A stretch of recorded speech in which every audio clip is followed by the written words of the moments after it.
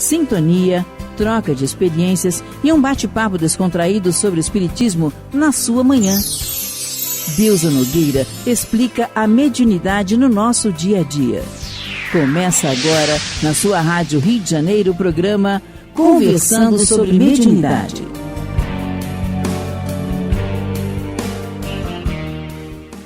Queridos amigos ouvintes da Rádio Rio de Janeiro, meu nome é Deusa Nogueira. Estamos nós conversando sobre a mediunidade. Estamos no capítulo 9 da obra No Invisível, de Leon Denis, em que ele trabalha sobre o espiritismo e a mediunidade.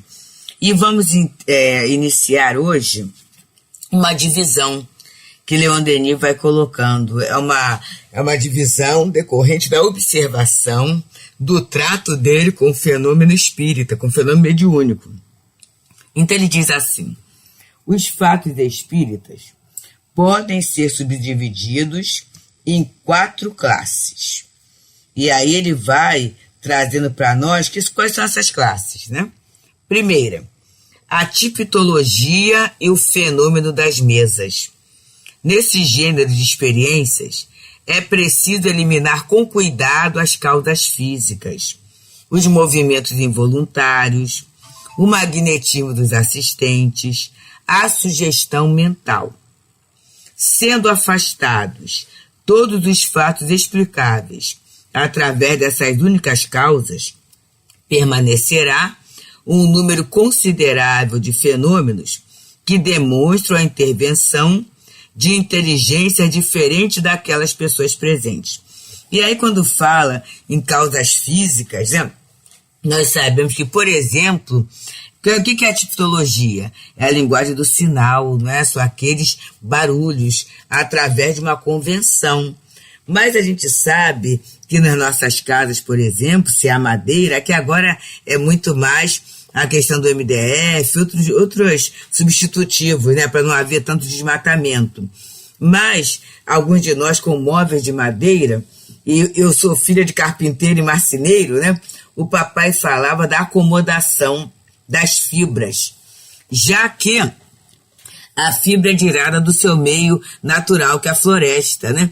E naquele momento, assoalho de tapo, de tábua corrida, dependendo da idade da madeira usada, pode estar lá tranquilamente.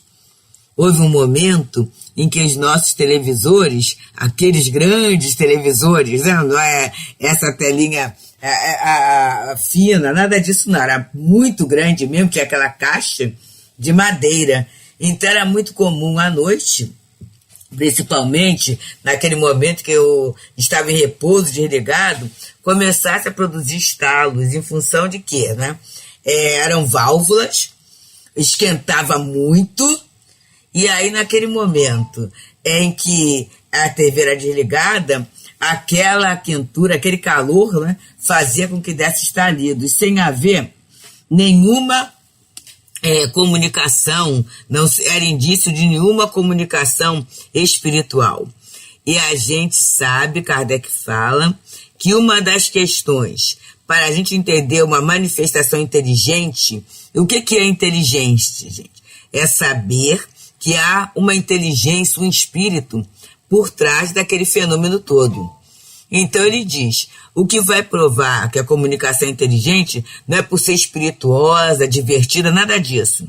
É porque vai mostrar a ação livre de uma vontade. Olha que coisa interessante, uma vontade. Então a vontade vai se expressar na hora que ela quer. Se há o objetivo de uma comunicação, e a gente tem todo essa orientação no livro dos médiuns, quando fala das manifestações físicas, há uma convenção, um sim ou um não, ou então uma pancada quando for não, 2 pancadas quando for sim, respondendo a algumas perguntas. E a gente sabe que sempre esse fenômeno assim, é muito dispendioso para o médium e para os assistentes, né? Até se decifrar todo o código, há todo um gasto de tempo, há todo um gasto de fluido, de energia mediúnica. E Leon Denis, ele vai, né, sobre os movimentos involuntários. Eu posso muitas vezes sem querer mexer meu braço e aí um lápis corre e passa o risco ali, né? Movimentos que acontecem na nossa vida comum, né? E ele vai falando uma coisa sobre o magnetismo dos assistentes. Olha, meus queridos, quando nós tivermos esta consciência, a Kardec, quando fala, e eu repito bem isto, na questão das simpatias e antipatias, ele fala, né, que há entre nós recursos, atrações, ligações que a gente não pode imaginar ainda. E que o magnetismo é o piloto dessa grande ciência que só mais tarde compreendereis melhor. Será que a gente tem pensado nisto? Porque no momento que eu estou numa reunião, essa minha força magnética, e o que é essa força magnética? É esse campo fluídico que está no meu redor e que eu impulsiono de acordo com o meu pensamento e com a minha vontade. E aí, a gente vai chegando a essa conclusão, né? A gente estuda isso, fluido é matéria, é elemento material. Então, o fenômeno não é físico? Então, olha a matéria interferindo sobre a matéria. E nesse momento, o magnetismo do assistente, muitas vezes impregnando uma força fluídica, um peso fluídico, empurrando fluido, pode fazer com que uma mesa se mova, pode fazer com que um objeto caia, pode fazer até que um objeto levite, dependendo dessa força magnética dos assistentes. E ele fala uma outra questão, que é a sugestão mental. Não é que a criatura vá para uma sessão experimental duvidando de tudo, mas também ela ir aceitando tudo, da hora, vai haver o barulho ali naquele móvel, vai haver. Então esse tipo de sugestão faz com que a criatura ouça, veja e observe questões que estão apenas na sua mente, estão apenas no seu campo mental. Então é isto que ele fala, né, do cuidado que a gente tem que ter com o fenômeno físico. Hoje em dia, nós vemos que eles não são tão frequentes mais. Eles não são mais tão frequentes. Ainda acontecem sim, mas com necessidade. Mas no começo da codificação, foi tudo aquilo que Arthur Conan Doyle, na História do Espiritismo, ele chama da invasão organizada. Havíamos e necessitávamos ser assim sacudidos em nossos sentidos materiais. Então os fenômenos físicos foram a grande base. Ainda existe hoje? Claro que existe, gente. Mas a gente vê que principalmente nas casas espíritas, em muitas casas espíritas, esse fenômeno ele é direcionado para outros campos, para outros setores, não é? A gente vai observando essa modificação. E ainda há pouco, no outro programa, a gente falava da questão da cura, que é um fenômeno material. Então, no Leon Denis, por exemplo, no Centro Espírita Leon Denis, aqui do Rio de Janeiro, essa faculdade, o plano espiritual mesmo colocou muitos médios de efeitos físicos.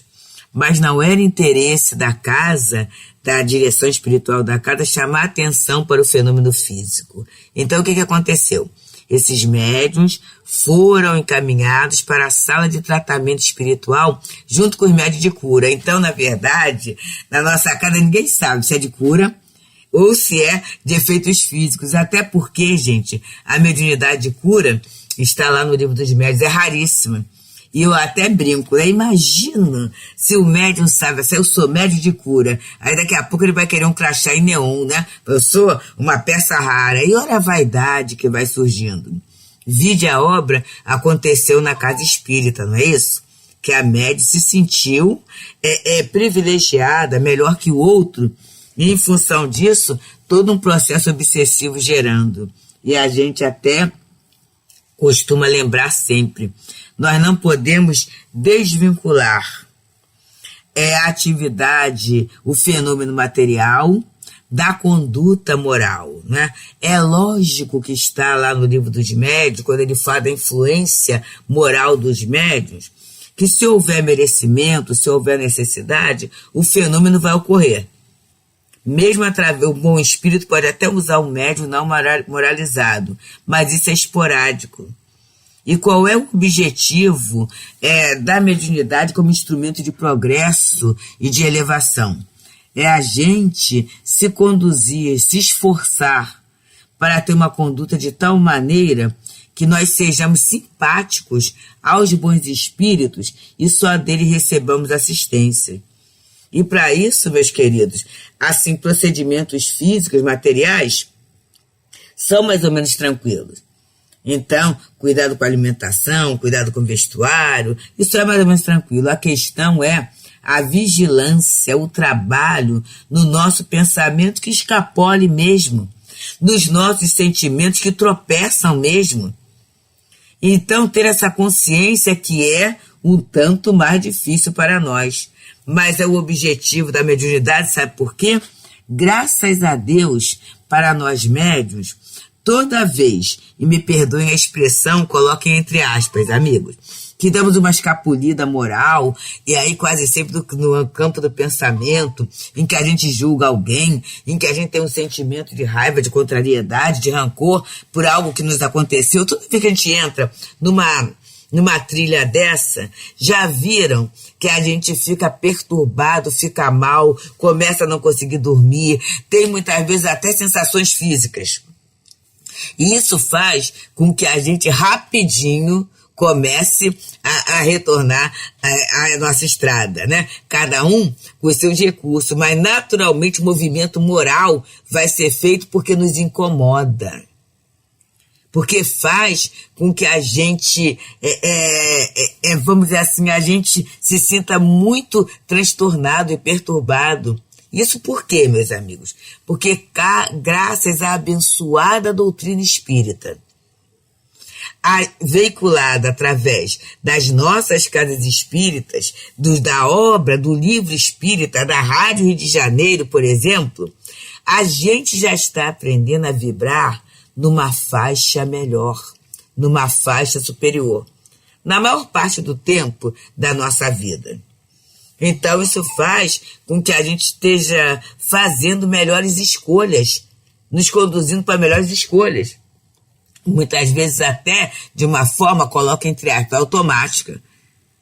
A programação da rádio, alguns companheiros, principalmente aqueles que ficam mais em casa, que conseguem esse acesso, sabe o dia, sabe a hora do programa que foi falado, né? Alguns de nós, muitas vezes não podendo assistir o programa, a gente vai pela internet e vai ouvindo e tudo, então a gente já está num processo de busca do melhor. Esse processo é interessantíssimo na manutenção ou na elaboração de um campo magnético melhor. Então, isso faz com que a nossa questão moral comece a ser uma prioridade em nossas vidas. Essa questão é interessante e isso é uma grande gratidão que a gente tenha a doutrina espírita. Então, meus amigos, estamos nós aqui pelas ondas amadas, amigas da Rádio Rio de Janeiro, no programa Conversando sobre a Mediunidade.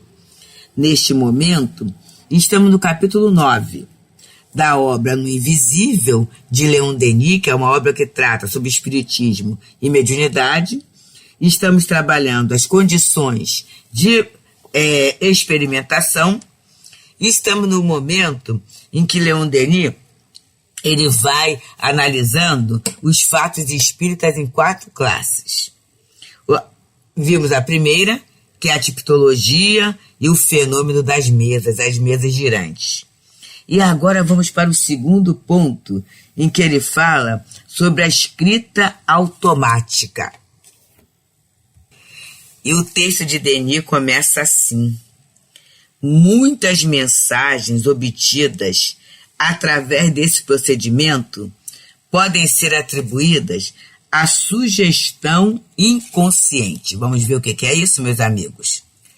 Palhano Júnior, Lamartine Palhano Júnior, professor Lamartine Palhano Júnior, na obra Dicionário de Filosofia Espírita, ele fala assim: sugestão, ação sobre o intelecto pela palavra falada e o comportamento subsequente do indivíduo sugestionado.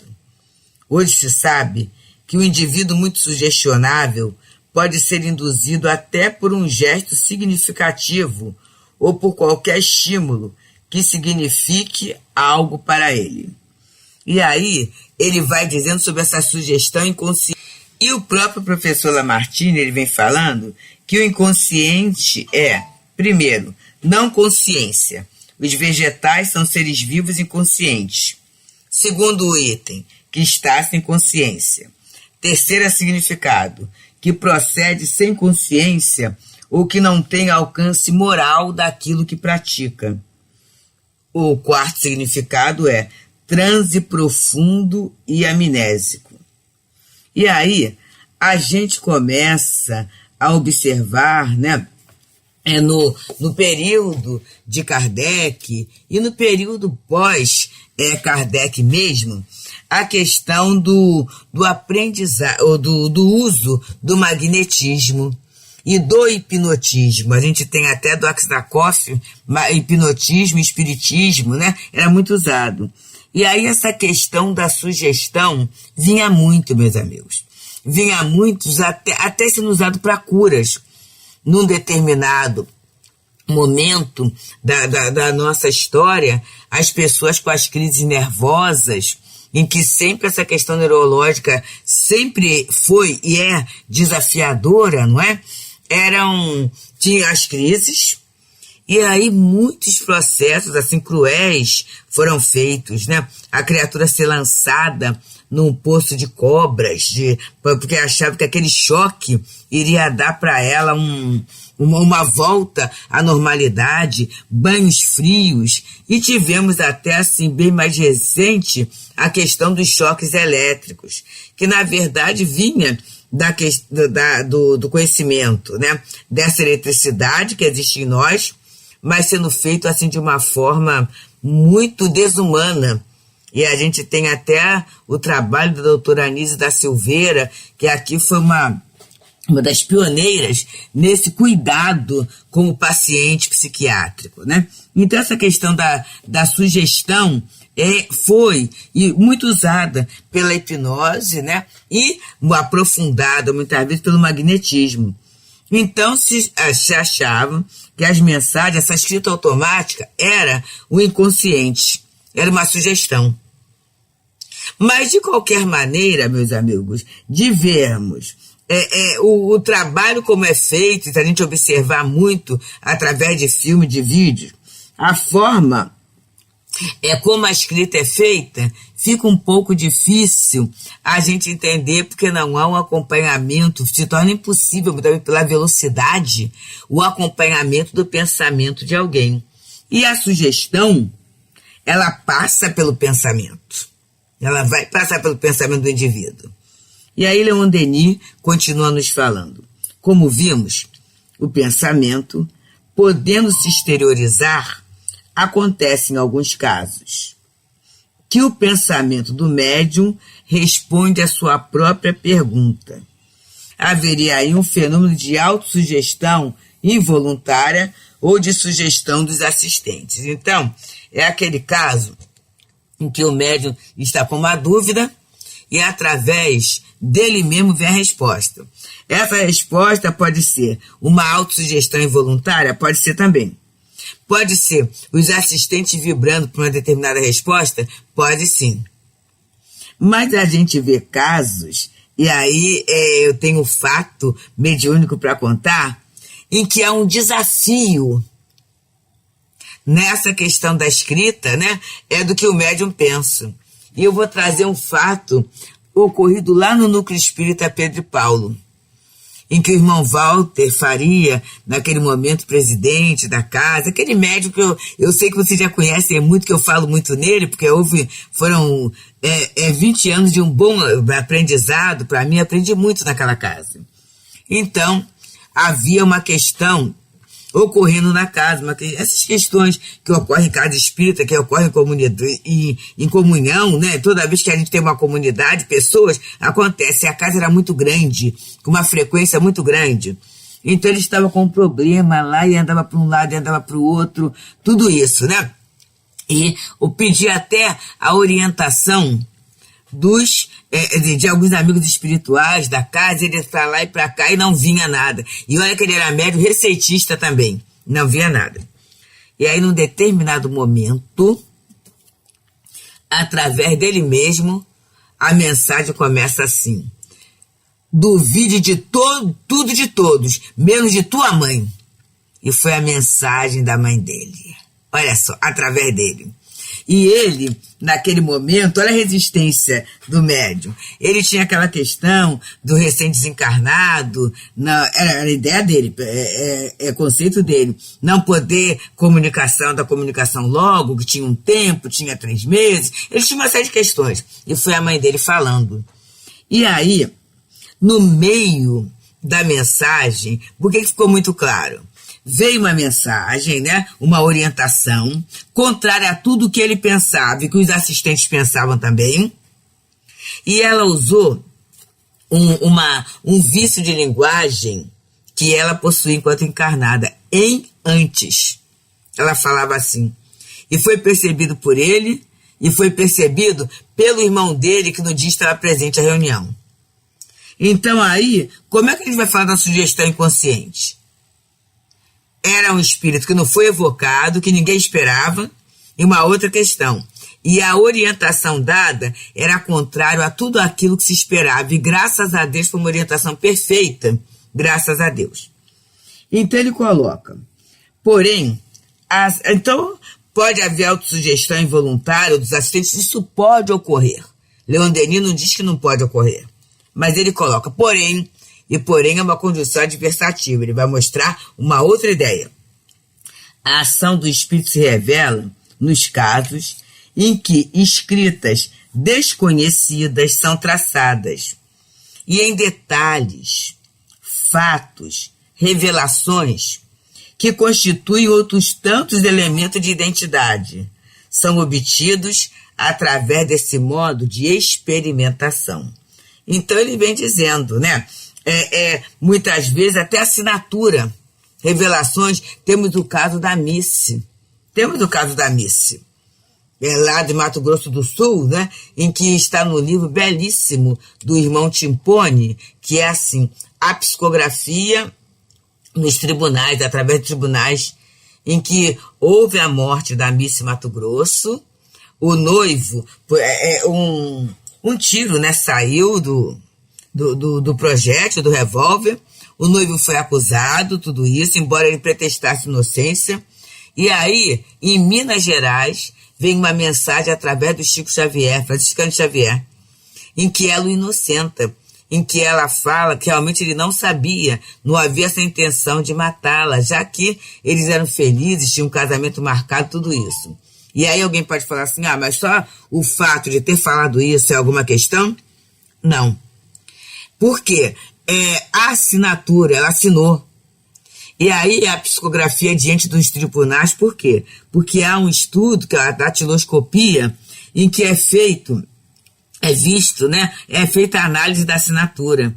Então a pressão que se coloca, uma viradinha de letra, tudo isso é prova de identidade. E foi feito esse exame, e no exame ficou claríssimo que era realmente aquela irmã, aquela Missy, né, que estava assinando a mensagem. E aí nós tivemos, assim, a prova foi tão concludente, usado pelo advogado, tudo isso, né, que o tribunal absolveu aquele noivo que estava sendo acusado injustamente, né, foi um acidente. Então, é essa questão da escrita automática. Olha o caráter científico, o caráter analítico de Leon Denis. Pode ser sugestão inconsciente? Pode. Pode ser autossugestão do médium? Pode. Pode ser sugestão dos assistentes? Pode. Mas os fatos, e aí o fato sendo analisado, não vai excluir essa questão da experimentação do espírito estar se comunicando. Não é excludente, porque alguns fatos mostram esse fato, que eu trouxe da missa em Mato Grosso, e que eu trouxe do irmão Walter Faria, da comunicação da mãe, né, inesperadamente, de uma forma que provava mesmo, inclusive, advertindo o próprio médium, duvide de tudo e de todos, menos de tua mãe, foi uma comprovação da possibilidade da comunicação através da escrita automática. Ainda tem o detalhe, na hora que ele escrevia, ele não conseguia ler, porque observa, se ele conseguisse ler e se apropriar do conteúdo, ele interromperia o transe. Então, que a gente possa pensar nesses belíssimos exemplos da misericórdia de Deus, permitindo a comunicação entre nós. Muita paz. Deusa Nogueira explica a mediunidade no nosso dia a dia. Programa Conversando sobre Mediunidade.